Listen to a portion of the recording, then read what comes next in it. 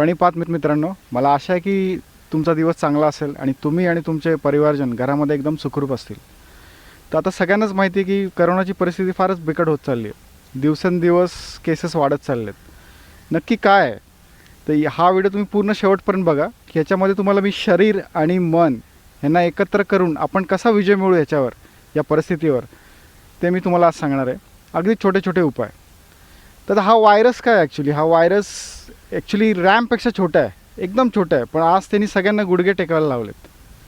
असं का झालं आहे? एकतर सगळ्यांना सगळं माहिती आहे की आता औषध आहे, त्याच्यावर ह्या गोळ्या घ्यायच्यात, टॉनिक घ्यायच्यात, सगळ्यांना सगळं माहिती आहे. पण मनस्थिती, मनस्थिती जर ठीक नसेल तर परिस्थिती खराबच होणार. तर आज त्याच्याविषयी मी थोडंसं बोलणार आहे. कारण सगळ्यांना सगळं माहिती आहे. बाहेर तिची लक्षणंसुद्धा सगळ्यांना माहिती आहेत की खोकला होतो, निमोनिया होतो, ताप येतो, हे सगळं झालं. पण आतली जी सटल गोष्ट आहे ती म्हणजे काय? फिअर, भीती. त्या भीतीमुळे काय होतं? इम्युनिटी सिस्टीमशी कनेक्ट होतं, म्हणजे आपली रोगप्रतिकारक क्षमता कमी होती घाबरल्यामुळे. या पॉईंटविषयी कोणच बोलत नाही आहे ॲक्च्युली. ते बाकी उपाय तर सगळ्यांना माहिती आहे, पण त्याच्यावर तुम्ही काय करणार, राईट? आज आपण म्हणतो की बघा, तुम्ही तुमच्या आयुष्यामध्ये पण बघितलं असेल की तुम्ही जरा खिन्न असाल, तुम्ही खूप टेन्शन घेतलं असेल तर तुमची बॉडीसुद्धा अशी होती बारीक, आणि लोक तुम्हाला विचारतात, अरे काय झालं, तू एवढा काय खराब दिसतोस. म्हणजे एवढा इफेक्ट करतो, औषधापेक्षा जास्त इफेक्ट तुमचं मन करतं. त्यामुळे मन स्ट्रॉंग पाहिजे, ह्याच्यामध्ये मन स्ट्रॉंग पाहिजे. आज लोकांना जी परिस्थिती आली आहे, म्हणजे त्यांचा सिटी स्कोअर बघितला तुम्ही तर एवढा, म्हणजे काही वर्स कंडिशन नाही आहे, 10च्या खालीच आहे, तरीसुद्धा त्यांना ऑक्सिजनची गरज लागते. तर असं का होतं? एकतर बाहेरची परिस्थिती फार खराब आहे, म्हणजे पोल्युशन तर आहेच आहे. तर माझी एक रिक्वेस्ट आहे सगळ्यांना की तुम्ही झाडं लावा. तुमच्याकडे जागा असेल तर झाडं लावा, जेवढी जास्त लावतील तेवढे लावा. जी झाडं आपल्याला कितीतरी मॅट्रिक टन ऑक्सिजन फ्रीमध्ये देतात. आज पैसे आहेत आपल्याकडे, पण ऑक्सिजन घेऊ नाही शकत आपण, ही वेळ आली आपल्यावर. तर सिटीमध्ये राहत असेल तर तुम्ही घरामध्ये ॲटलिस्ट तुळशी तरी लावा, कारण जेणेकरून ती तुळशी तुम्हाला दिवस रात्र ऑक्सिजन देत राहील. ही झाडं आपल्याला कधीच आपल्याकडे बिल मागणार नाही, पैसे मागणार नाही. तर ॲटलिस्ट एवढं तरी करा. तर मित्रांनो, आपल्याला दृष्टिकोन बदलण्याची गरज आहे. आत्ता पूर्ण फोकस काय आहे, म्हणजे 99% लोक काय बघतात?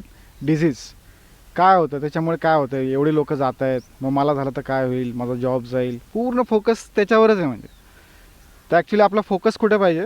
तर स्वास्थ्याकडे, की आपण आपलं स्वास्थ्य कसं सुधारू, काय करू शकतो मी, ते विचार आले पाहिजेत. की कुठलं आसन करू, काय लाईफस्टाईलमध्ये चेंजेस करू, ते आलं पाहिजे. ना की करोनामुळे काय होतं आणि त्याचे साईड इफेक्ट काय. हा अप्रोच कम्प्लिटली रॉंग आहे. हा पहिलं बदलला पाहिजे, काळजी घेतली पाहिजे. आपलं काळजी म्हणजे फक्त मास्क लावणं ही काळजी नाही, दिवसभरात काही काही गोष्टी असतात ते करणं आपल्याला आवश्यक आहे. हा एक अप्रोच आपण पकडला पाहिजे. तर त्याचा सायंटिफिकली काय आहे, त्याला मेडिकल टर्म्समध्ये काय म्हणतात? सायको न्यूरो इम्युनॉलॉजी ही टर्म्स आहे. म्हणजे काय की तुम्ही जो विचार करता आणि तुमच्या ज्या भावना आहेत त्याचं डायरेक्ट कनेक्शन तुमच्या इम्युनिटी सिस्टीमवर. म्हणजे फॉर एक्झाम्पल, तुमचा स्वभाव कसा बनतो? तुमचा स्वभाव म्हणजे तुम्ही जसा विचार करता, तुमच्या जशा भावना आहेत. आता समज झाला करोना किंवा काहीतरी झालं, घरामध्ये काय टेन्शन आलं, तर त्याचा डायरेक्ट इफेक्ट तुमच्या मनावर होतो. तर त्यावेळेस जर तुम्ही तो जरा कंट्रोल केला की नाही, परिस्थिती व्यवस्थित होईल, आपण त्यातनं बाहेर पडू, आपल्याला काय काय चेंजेस करणं गरजेचं आहे, तर हे करणं जास्त गरजेचं आहे. बघा, आपलं ब्रेन आहे, आपली जी बुद्धी आहे, ती डायरेक्ट कनेक्ट आहे आपल्या सिस्टीमशी. म्हणजे नर्वस सिस्टीम, एंडोक्राईन सिस्टीम आणि इम्युनिटी सिस्टीम या सिस्टीमशी कनेक्ट आहे ना. जर तुम्ही तुमचे जे विचार जर व्यवस्थित ठेवले नाही, त्याच्यावर नियंत्रण ठेवलं नाही, तुमच्या भावनावर नियंत्रण ठेवलं नाही, तर तुमचा स्वभाव पण तसाच बनेल. थोडंसं डीप विचार करा. मी थोडं हा आपला खोल विषय जरा. तर म्हणजे काय होतं की काहीतरी टेन्शन आलं, एकतर बॉडीवर आले ते, आता त्याचा परिणाम तुमच्या मनावर झाला, आणि मनावर लोकांनी ते स्ट्रेस नीट हँडल न केल्यामुळे परिस्थिती अजून खाली होत चालली. मग ह्याचा रूट कॉज काय आहे? तर स्ट्रेस, फिअर, भीती, ती चिंता आहे आपल्याला. या चिंता या सिस्टीमला खराब करते आणि आपली इम्युनी सिस्टीम पण खराब होते त्याच्यामुळे, आणि त्याच्यामुळे एवढे केसेस होतात. ॲक्च्युली व्हायरस हा काय खूप मोठा व्हायरस नाही, याच्यापेक्षा खूप मोठे मोठे व्हायरस आहेत जे आहेत अजून, त्यांनी लोक जात नाही असे.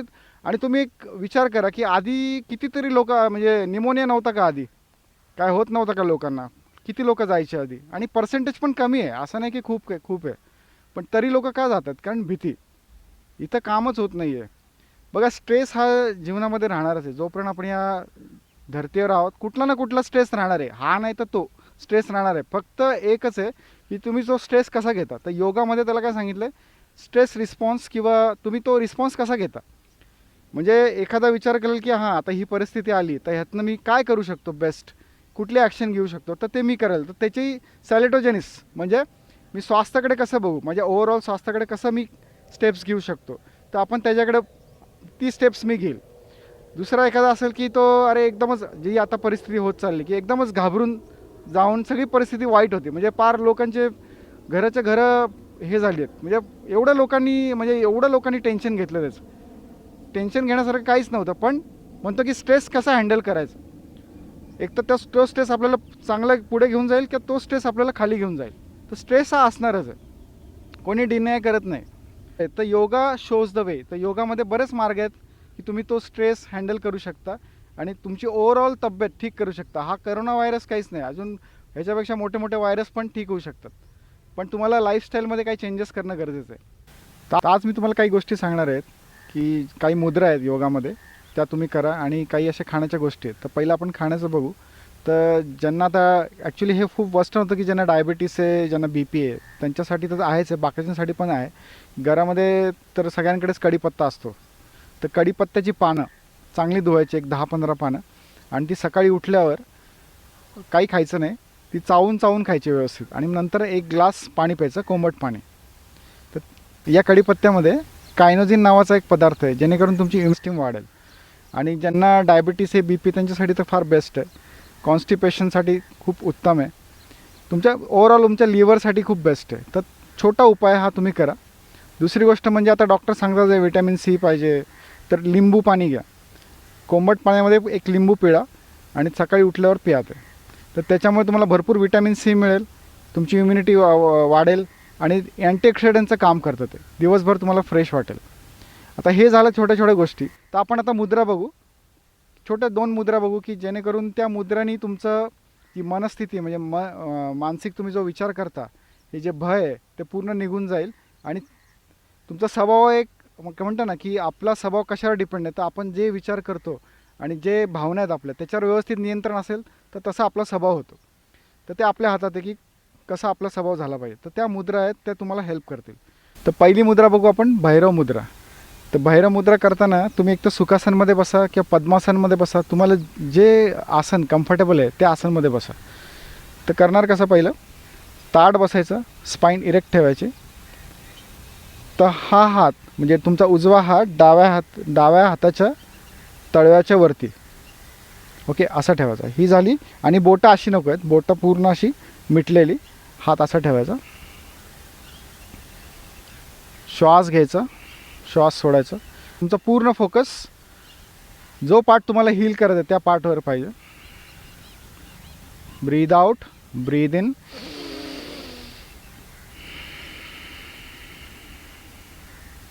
आता ह्याचा डायरेक्ट इम्पॅक्ट तुमच्या नर्वस सिस्टीमवर, इम्युनिटी सिस्टीमवर होईल. ही अशी मुद्रा आहे.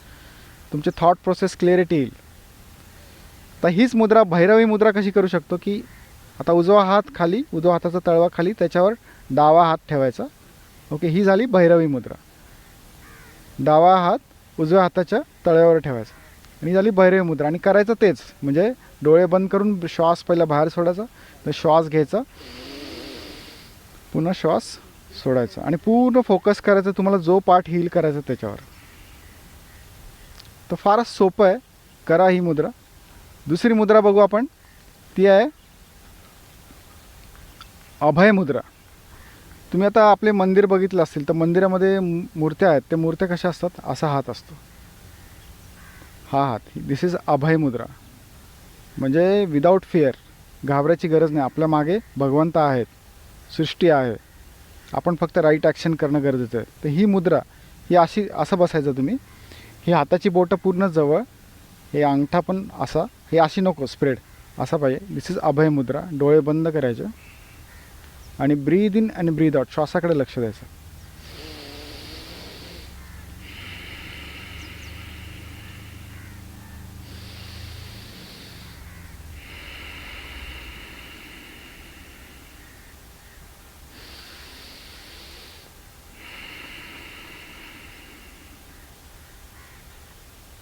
ही झाली अभय मुद्रा. ह्याचं पण डायरेक्ट कनेक्शन आहे तुमच्या इम्युनिटी सिस्टीमवर, नर्वस सिस्टीमवर. तुम्ही जो विचार करता, इमोशन्स येतात, त्याचं डायरेक्ट कंट्रोल होऊ शकतं. बघा, योगामध्ये जो तुम्ही ब्रीदिंग करता, ब्रीदिंग इन अँड आउट, त्याचं डायरेक्ट कनेक्शन आहे तुमच्या थॉटशी, तुमच्या विचारांशी, तुमच्या भावनांशी. ओके, आणि तुमच्या बॉडीशी तर आहेच आहे. तर तो इम्पॅक्ट होतो, तुम्हाला क्लॅरिटी येते आणि तुम्ही कसं स्ट्रेसला हँडल करू शकता. तर ह्या ज्या मुद्रा तुम्ही केल्या, तर तुम्हाला चांगल्या पद्धतीने ते तुम्ही करू शकता. मित्रांनो, हा व्हिडिओ तुम्हाला कसा वाटला कमेंट करा, लाईक करा, आणि जे पहिल्यांदाच आलेत त्यांनी सबस्क्राईब करा. आपल्या एका मित्राला तरी शेअर करा. बघा, पूर्ण फोकस तुमच्या स्वास्थ्याकडे पाहिजे, ना की डिझीजकडे. ओके, तर हा एक दृष्टिकोन बदला, ॲप्रोच बदला. That is called attitude. असं म्हटलं जातं की gratitude is the best attitude. तर एक ग्रॅटिट्यूड ठेवा की भगवंतांनी आपल्याला हे म्हणजे शरीर दिलेलं आहे, तर आपल्याला कसं त्यातनं इम्प्रूव्हमेंट करता येईल आणि कशा छोट्या छोट्या गोष्टी करून आपण आपलं जीवन सुधारू शकतो. तर आजच्या भागामध्ये एवढंच. पुन्हा भेटू. धन्यवाद.